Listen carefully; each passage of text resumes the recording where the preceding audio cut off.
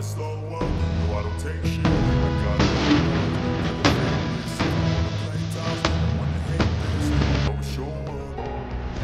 I don't have. Palghar जिल्ह्यात urea खत आणि भात बियाण्यांच्या अनियमित आणि अन्यायकारक विक्री विरोधात शेतकऱ्यांनी तीव्र संताप व्यक्त केला होता। तलासरी तालुक्यातील शेतकऱ्यांनी कृषी सेवा केंद्रांकडून शेतकऱ्यांची फसवणूक होत असल्याच्या तक्रारी करण्यात आल्या होत्या आणि याची दखल घेत जिल्हा कृषी विभागाने कृषी सेवा केंद्रांवर करडी नजर ठेवत शेतकऱ्यांची लुबाडणूक करणाऱ्या तलासरी तालुक्यातील 2 कृषी सेवा केंद्रांवर थेट कारवाई करत त्यांचे परवाने रद्द केलेत।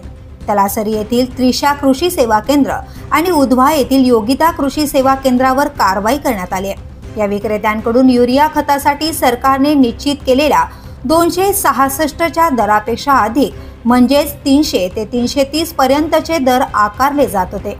या व्यतिरिक्त बियाणे घेतल्याशिवाय खत मिळणार नाही अशी अट लादून शेतकऱ्यांवर दबाव टाकण्यात येत होता। यामुळे विशेषतः आदिवासी आणि आर्थिकदृष्ट्या दुर्बल शेतकऱ्यांवर अन्याय होऊन पारंपरिक बियाण्यांचा वापरही कमी होण्याची भीती व्यक्त करण्यात येत होती। या गंभीर प्रकाराची दखल घेत जिल्हा कृषी अधिकारी निलेश भागेश्वर यांनी तात्काळ चौकशीचे आदेश दिले आणि 4 जुलै रोजी प्राथमिक तपासणी सुरू करण्यात आली। त्यानंतर 10 जुलै रोजी अधिकृत आदेश काढून योगिता आणि त्रिशा कृषी केंद्राचे परवाने रद्द करण्यात आले। या कारवाईमुळे जिल्ह्यातील इतर कृषी सेवा केंद्रांवरही दडपण आलंय। अनेक शेतकऱ्यांनी अशाच प्रकारचे अनुभव अन्य दुकानदारांविरोधातही व्यक्त केले। त्यामुळे ही कारवाई केवळ सुरुवात असून दोषी सर्व विक्रेत्यांवर कारवाई होईपर्यंत शेतकऱ्यांची लढाई सुरू राहणार असल्याचं स्थानिक शेतकऱ्यांनी इशारा दिलाय।